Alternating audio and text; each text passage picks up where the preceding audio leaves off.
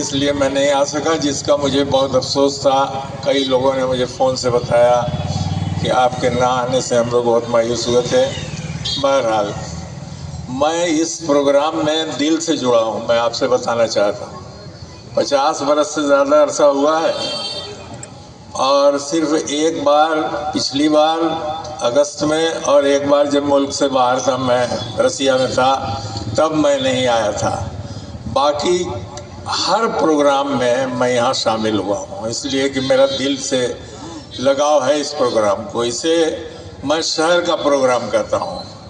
कई इदारों में अलग अलग प्रोग्राम होते हैं। पुलिस लाइन में परेड होती है, वहाँ एक कार्यक्रम होता है, वहाँ भी जाना था और तमाम जगहों पे होता है। लेकिन यहाँ पे एक बिल्कुल यूनिक ये मिसाल मिलेगी कि शहर में जितनी पार्टियाँ काम करती हैं उन सब के रहनुमा यहाँ आते हैं, भेदभाव भुला के आते हैं।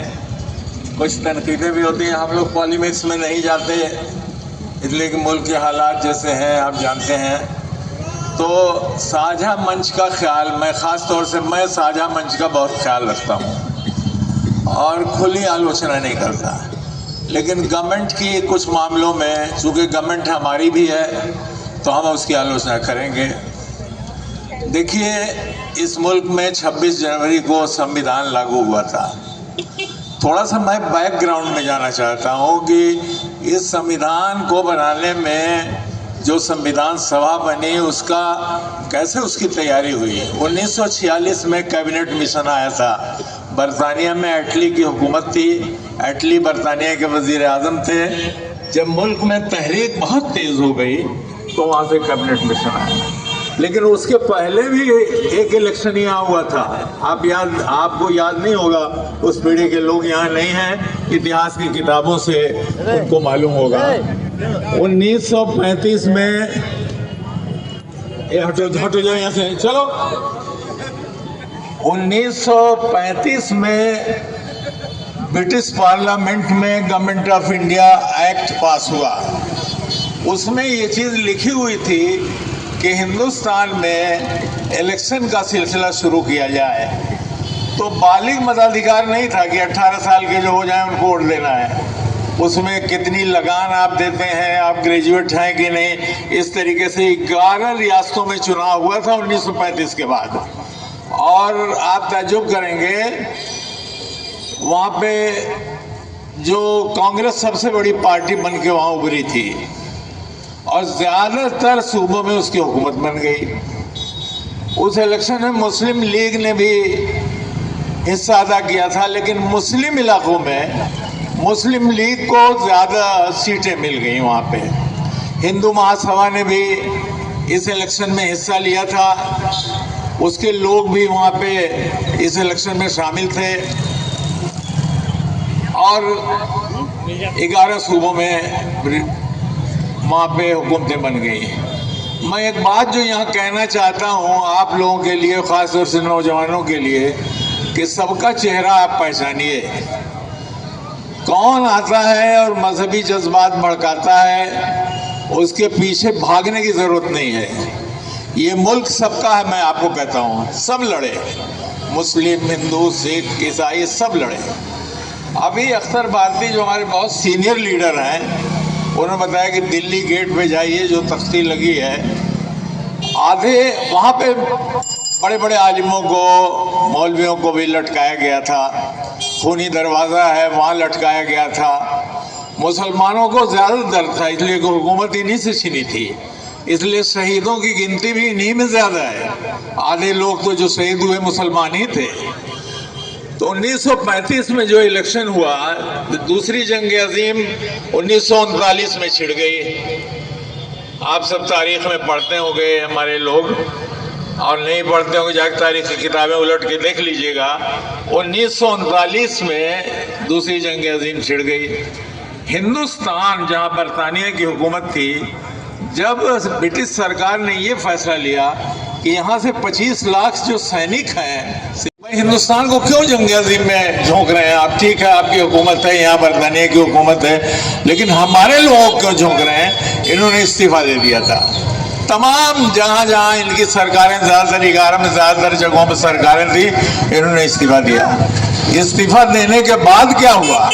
इस्तीफा देने के बाद एक ऐसी चीज अमल में आ गई कि मुस्लिम लीग और हिंदू महासभा ने मिलके 2 रियासतों में हुकूमत बना ली, बंगाल में और पख्तूनख्वा जो पाकिस्तान में है। वो नॉर्थ फ्रंटियर पहले बोला जाता था, अब जो है उसका नाम पख्तूनख्वा हो गया सूबा। और श्यामा प्रसाद मुखर्जी जो बीजेपी की बुनियाद डालने वाले लोग थे, भारतीय जनता पार्टी ने जनसंघ की बुनियाद डालने वाले थे, वो बंगाल में मिनिस्टर भी हुए थे। और ये चीज बड़ी अजीब लोगों को लगी, इसलिए मैं कहना चाहता हूं कि आप देखिए अपने इख्तिदार के लिए कैसा कैसा मोर्चा बन जाता है और अवाम में आके कैसी कैसी बातें की जाती हैं। खैर ये इलेक्शन, ये उसके बाद मुल्क आगे बढ़ा। कैबिनेट मिशन 1946 में आया, जब अंग्रेजों ने देखा कि अब तो कोई गुजारा नहीं है यहाँ पे, अब हुकूमत देनी ही पड़ेगी, तो 46 में फिर एक इलेक्शन हुआ, इनडायरेक्ट इलेक्शन ये था। और इसमें 290 सीटें कांग्रेस को मिली थी, 190 सीटें कांग्रेस को मिली थी और 73 सीटें इसमें मुस्लिम लीग को मिली थी। कॉन्स्टिट्यूएंट असेंबली का वो इलेक्शन था जिसको संविधान बनाना था, हमारे देश का संविधान। और 2 साल 11 महीनों तक इसने माथापच्ची की कि कैसा संविधान होना चाहिए, और एक सेकुलर संविधान बना। उस संविधान सभा में एक एक बात पे बहस होती थी और बहस होकर लिखा जाता था, प्रस्ताव बनता था, पेपर तैयार होते थे। और जब लिखने की बारी आई कि कौन इन सब चीज़ों को कंपाइल करेगा, कौन लिखेगा, एक किताब की शक्ल देगा, तब ख्याल आया कि हम सब में सबसे ज़हीन आदमी अगर कोई है तो वो बाबा साहब भीमराव अंबेडकर हैं। तो ड्राफ्टिंग कमेटी का उनको चेयरमैन बनाया गया और उन्होंने इस संविधान को ड्राफ्ट कर लिया। अब उस संविधान में क्या है? उस संविधान में, दुनिया में ऐसा संविधान नहीं मिलेगा।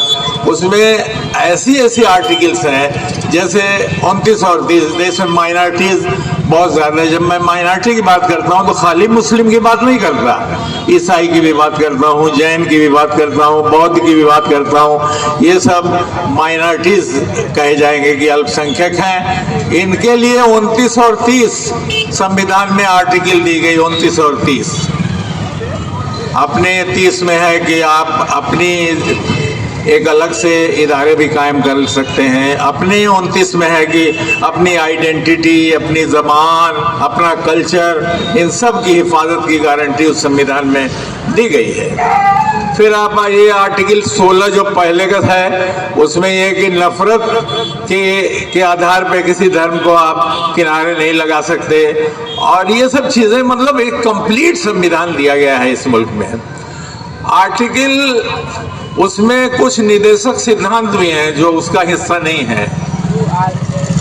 संविधान के निदेशक सिद्धांत, डायरेक्टिव प्रिंसिपल्स ऑफ कॉन्स्टिट्यूशन, उसमें बहुत सारी बात है कि बाल श्रमिकों, बच्चों से काम नहीं लिया जाएगा, और लोगों को, बूढ़े जो एज ज़्यादा हो जाए, कोई हज़ार्डस नुकसान देने वाली जगहों पे उनको काम नहीं दिया जाएगा, सबके एजुकेशन का ख्याल रखा जाएगा, अलग अलग है। उसी में है कि एक कॉमन सिविल कोड की तरफ हम बढ़ेंगे। तो वो सारी निदेशक सिद्धांत की जितनी बातें हैं उन सब को भूल के कुछ लोग इस मुल्क में खाली एक धारा को कि भाई सब एक बनाओ, सबको एक कानून से, सब सिविल कानून से गवर्न होंगे, ये भी प्रचार बहुत किया गया। तो दोस्तों और साथियों, कुल मिला के मैं कहना चाह रहा हूँ, मैं लंबी बात आज नहीं करूँगा, कुल में, इसलिए कि चेयरमैन साहब से मैंने पूछा था कितनी देर तक मैं बात कहूँ। ख्वाहिश तो बहुत थी कि बहुत कुछ बताऊँ अपने बच्चों को, लेकिन 10 मिनट ही उन्होंने कहा कि 10 मिनट में ख़त्म कीजिएगा, मुझे भी कई जगह जाना है। तो मैं अब आखिरी बात ये कहूँगा, देखिए संविधान में जो गारंटी दी गई, इस वक्त सबसे पहला और अहम फरीज़ा ये है कि संविधान की हिफाजत के लिए हर आदमी खड़ा हो। संविधान हमारा टूट रहा है, जैसा कि मैंने बताया, संविधान की 29 और 30 धारा में जो अधिकार दिए गए हैं वो अधिकार टूट रहे हैं हमारे, जो हमारी आइडेंटिटी, पहचान, हमारा एग्जिस्टेंस, क्या हमको जिंदा रहने का हक है, ये सब चीज़ें टूट रही हैं। बदमाशों का एक टोला जाता है और रास्ते में गाड़ियों से लोगों को उतारता है और इल्ज़ाम लगाता है कि इसमें तो गायें ले जा रही है, पहलू खां को मार दिया जाता है। इखलाक को इस इल्ज़ाम से घसीट के मार दिया जाता है। जिसका लड़का एयरफोर्स में खिदमत कर रहा है, एयरफोर्स में, नोएडा का जो इखलाक है उसको घसीट के और इतनी मार मारी गई कि मर गया। तो यहाँ संविधान हमारा टूट गया, जहाँ हमें माइनॉरिटी के जीवन की रक्षा की हिफाजत, जीवन की हिफाजत के लिए, रक्षा के लिए जो गारंटी दी गई है वो गारंटी तो टूट गई वहाँ पे। आप मदारिस को बंद कर रहे हैं, कोर्ट को दखल देना पड़ रहा है। खानकाहों, कब्रिस्तानों और इन सब चीज़ों पे अटैक हो रहा है जो संविधान मुखालिफ है। वक्फ एक्ट में तब्दीली हो रही है, ये तो संविधान के खिलाफ तब्दीली हो गई। आखिर में माननीय सुप्रीम कोर्ट को दखल देना पड़ा और वक्फ की जो चीज़ें बदली गई थी उसको उन्होंने कहा कि नहीं, मानेंगे नहीं हम। तो संविधान की हमें रक्षा करना है। हिंदू मुस्लिम सब देखिए, अब मुल्क बटे उठेगा नहीं, जो होना था हो गया, यही रहना है, इसी को अपना वतन बनाना है और इसी को खूबसूरत बनाना है। अपने पड़ोसी का ख्याल रखना है। अगर मजहबी तौर पे भी देखेंगे, मैं कोई मजहबी उपदेश देने वाला आदमी नहीं हूँ, लेकिन मजहब की किताबें अगर पढ़ेंगे तो उसमें भी पड़ोसी का ख्याल रखना है। ये नहीं ख्याल रखना है कि वो पड़ोसी मुसलमान है कि हिंदू है। जो पड़ोसी अगर भूखा है तो उसको खाना खिलाओ भाई। यहाँ एक सवाल आया था, यहाँ जब दंगे हुए तो बहुत सारे लोगों के घर गिराए गए, मुसलमानों के। दंगे में होता है, हिंदुओं को मौका मिलता है वो करते हैं, मुसलमानों को मौका मिलता है वो करते हैं। तो बात आई रिलीफ कमेटी में कि उनकी बाज़ाबादगारी की जाए, उनको बसाया जाए, उनके मुकदमों को देखा जाए। तो मुसलमानों की मीटिंग यहाँ हुई, रिलीफ कमेटी कायम हुई, लोगों ने ज़कात के पैसे दिए, खूब चंदा आया उसमें। अब सवाल आया कि क्या किया जाए। कुछ हिंदू हजरात हैं जिनको उनकी अपनी जमात जो दावा करती है कि मैं उन सब की रहनुमा हूँ, उन्होंने तो नहीं किया।